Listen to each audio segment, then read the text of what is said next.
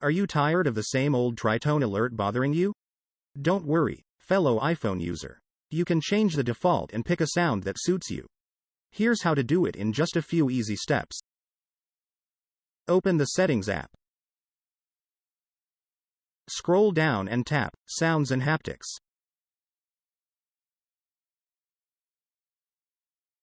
Click on Default Alerts and select your desired tone.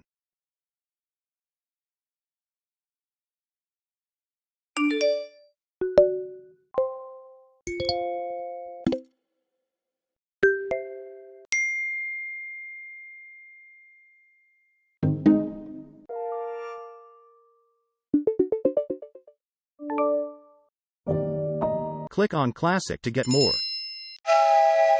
For now, I will set Note Tone. This much for today. In this way we can change default tone in iPhone.